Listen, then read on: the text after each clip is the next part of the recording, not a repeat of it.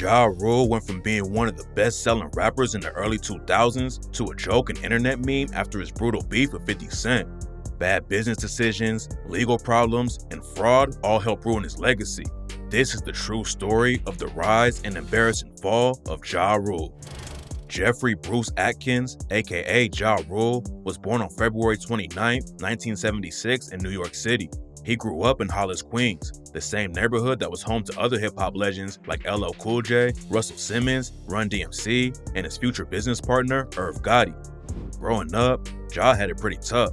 His father left the family when he was young, so his mom Deborah had to raise Ja on her own. Deborah worked as a nurse at a hospital and often struggled to put food on the table. So, Ja sometimes lived with his grandparents because of how much his mom had to work. When he was only 5 years old, the family went through a tragedy after his younger sister Karen died of respiratory problems. That left Ja as an only child, and from then on, it was just him and his mom. He went on to live with his grandparents full-time when he was about 6 years old and stayed there until he was about 12 or 13. His grandparents were Jehovah's Witnesses, so it was a very strict religious household. They didn't celebrate birthdays or Christmas, and he was never allowed to listen to rap music, but all the strict rules made him want to rebel. And the first time he ever heard hip-hop, he knew he was going to be a rapper. But rap wasn't the only way Ja was starting to rebel. After he left his grandparents' house, he started drinking and smoking weed, and that's when he hopped off the porch and started hustling and selling drugs in the street.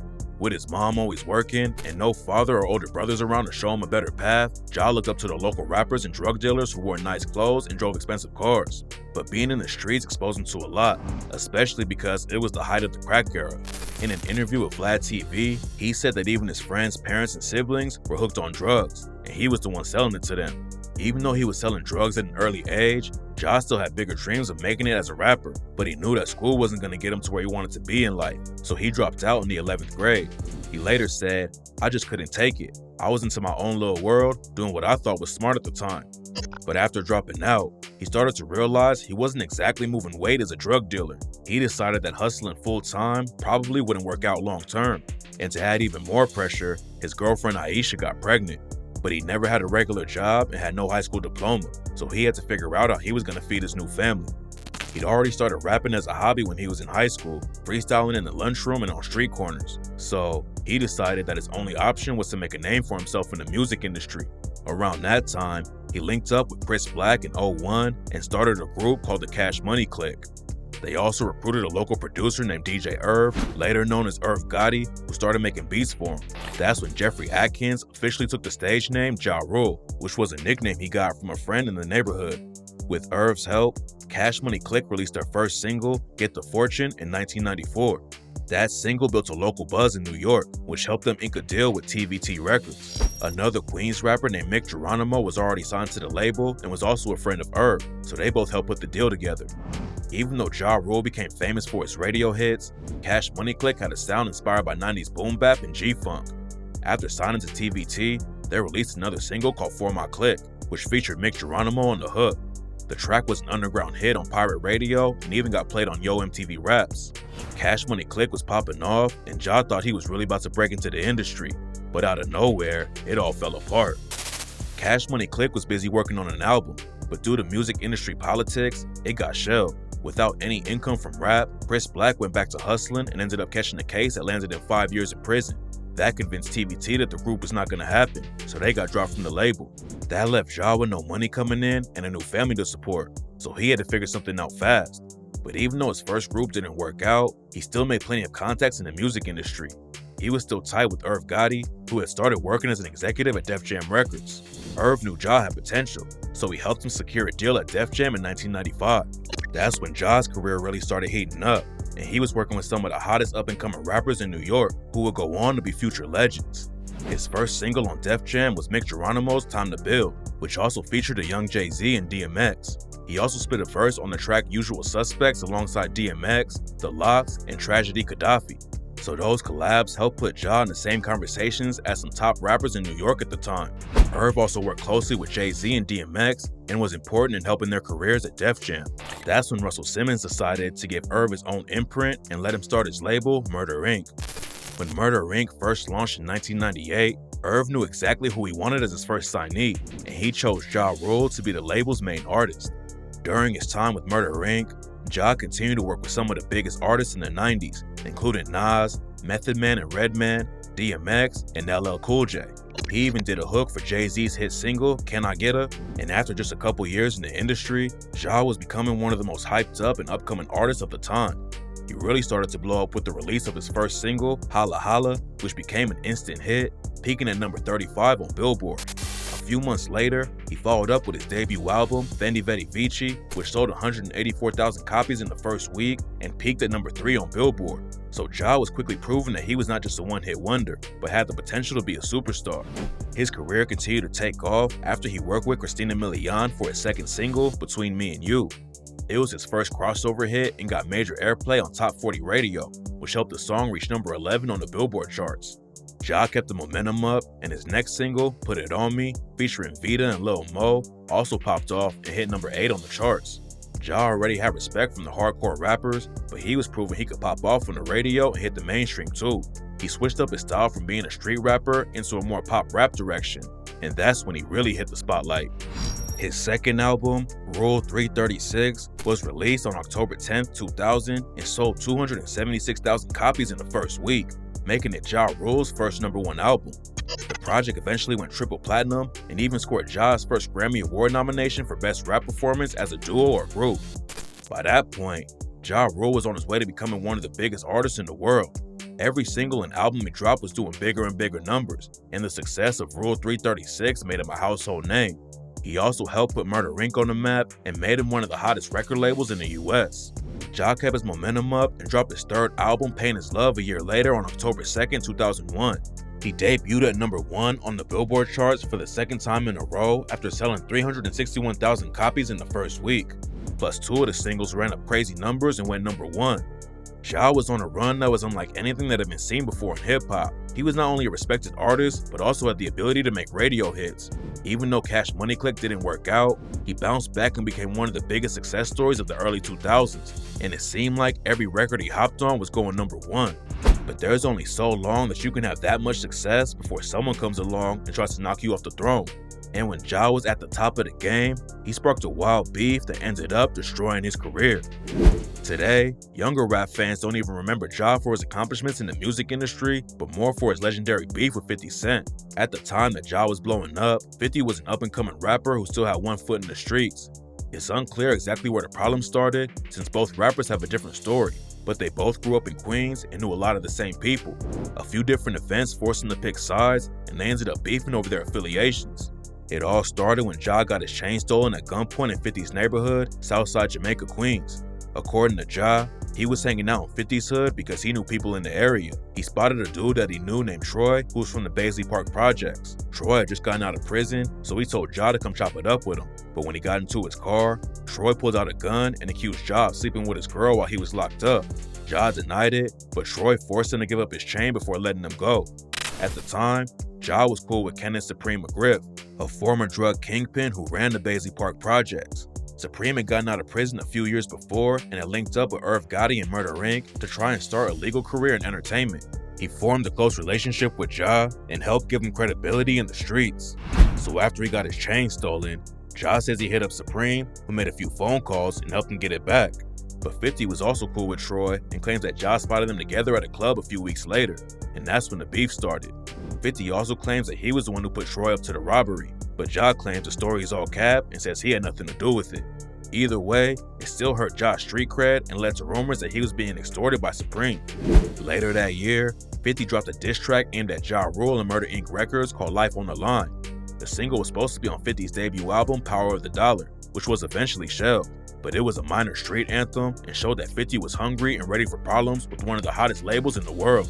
It wouldn't take long for the situation to heat up and go from disses and threats to real violence. First, there's a situation in an Atlanta nightclub where they were both scheduled to perform. Their managers tried to get them to talk it out and make peace. So 50 approached Ja, who was holding a baseball bat. While they were talking it out, Ja gestured with the bat in a way that made 50 nervous, so he swung at him and sparked a massive brawl. During the fight, 50's crew snatched Ja's chain. 50 claims that he negotiated a deal behind the scenes with Ja's people to get the chain back in exchange for a Movado watch that was stolen from Tony Yayo. But Ja called cap again and said there was never a deal. Then in March 2000, the beef popped off again, and 50 ended up getting stabbed at Hit Factory Studios in New York City. 50 was there working on his album when Ja and his people found out where he was and rolled up on him. When they showed up, another fight broke out, and a Murder Inc. rapper named Black Child ended up stabbing 50. Ja and Black Child were both arrested, but 50 brushed it off and said that it was just a scratch. The beef almost escalated to murder a few months later when 50 was shot 9 times outside his grandmother's house in Jamaica, Queens. Even though Ja wasn't directly involved with the shooting, it's been rumored forever that the hit was called by his friend Supreme after 50 rapped about him on a leaked track called Ghetto Quran. The shooting took 50 off the streets for several months while he recovered, and while he was healing, 50 spent his time plotting the perfect way to get back at his enemy by destroying the career of his main artist and breadwinner. After recovering from the shooting, 50 signed a multi-million-dollar deal with Shady Aftermath Records. He then released a mixtape called No Fear, No Mercy, which featured the popular track Wanksta. According to 50, the song is about a former gangster who doesn't progress in life and ends up looking corny, which he claims was inspired by Ja Rule. The song was the breakout hit from the mixtape and peaked at number 13 on Billboard, marking the first time that 50 could compete with Ja when it came to record sales. Murder Inc. would then clap back by questioning 50's street cred. Irv Gotti went on a radio show and revealed that 50 had filed a protection order against him and Ja after the stabbing at the Hit Factory. It was later revealed that the protection order did exist, but it was done for him by the NYPD without 50 requesting it. But to many hardcore rap fans, it didn't matter and it still hurt his buzz at the time. So 50 soon clapped back with the track I Smell Pussy from the G-Unit mixtape The Future Is Now. He didn't hold back and called out Ja Rule, Irv Gotti, and Black Child by name on the intro, taking the beef to a new level.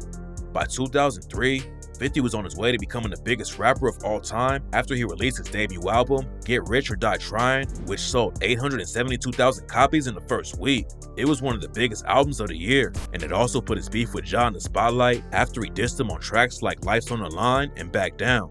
On Back Down, 50 went at Ja and Murder Inc. by questioning their street cred and made it clear he wasn't gonna drop the beef. He rapped, "The game's all fucked up now. What we gonna do now? How we gonna eat, man? 50 back around. That's Ja little punk ass thinking out loud. Southside till I die, that's just how I get down." But while 50's career was exploding, Ja's position in the rap game was beginning to fall off. A few months before, in November 2002, he released his 4th album, The Last Temptation. Although it did well commercially, it only sold 237,000 and debuted at number 4 on Billboard. That made it less successful than his last album, Pain Is Love, and nothing close to the numbers that 50 was about to sell. 50 came out of nowhere and took over the rap game, and he was airing Ja out any chance he got. Eventually, Ja decided to clap back on record, and that's when he dropped the diss track Loose Change. On the song, he not only dissed 50, but also took shots at Eminem, Dr. Dre, Busta Rhymes, and even M's daughter, Haley. He rapped, "Em, you claim your mother's a crackhead, and Kim is a known slut. So what's Haley gonna be when she grows up?" Sending shots at 50 was one thing, but going after M and Busta Rhymes too was a huge mistake. A week later, 50 responded along with Eminem and Busta Rhymes on the song Hail Mary. On the song, they made fun of Ja's love for Tupac by referencing one of his classic songs. They also went for the kill, blasting Ja for being a fake gangster and a wannabe. 50 raps, "Motherfuckers thinking they can stop 50, they losing it. Little nigga named Ja think he live like me. Talking about he left the hospital, took 9 like me." Going along with the Biggie vs Tupac theme, Ja responded with another diss called Guess Who Shot Ya, where he went at 50 over the Who Shot Ya instrumental. But even though Ja was clapping back, he couldn't compete with 50 and M. Later that year, Ja released his album, Blood in My Eye, which was basically dedicated to dissing 50 Cent and other rappers he had problems with, like DMX and everyone on Shady Records. It was more aggressive and different than the melodic pop rap style that had made him famous. The change in style clearly didn't work for him because critics bashed the album and it only sold 140,000 copies in the first week, making it his lowest selling project to date. That was basically the beginning of the end for Ja Rule, and his career never really recovered. At the same time, 50 Cent would go on to become the biggest artist in hip-hop, while Ja's career would slowly start to die.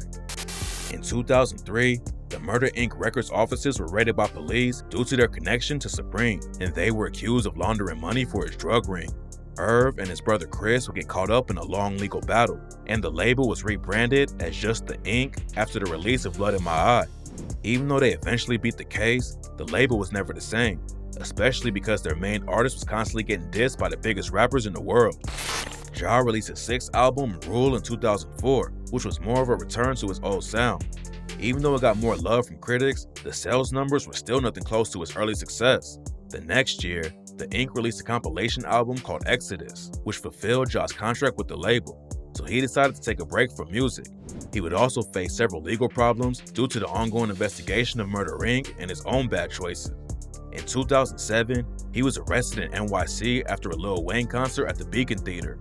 Ja was in a luxury sedan that was driving over the speed limit on West End Avenue when he was stopped by police. When they pulled the car over, they discovered a .40 caliber handgun under the seat, and he was hit with weapon possession charges. But it wasn't just the gun case he was fighting.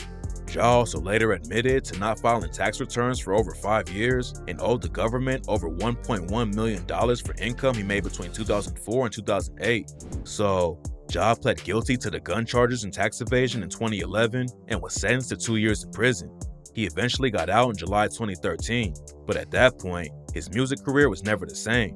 He even admitted during a 2013 interview with Angie Martinez that he took the L to 50 Cent in their battle, but that would not stop 50 from continuing to troll him. The two rappers would cross paths later that year after they somehow ended up on the same flight. Luckily, there was no issues on board, but Ja tweeted about it, which set off another back and forth with 50 on social media and re-sparked their beef.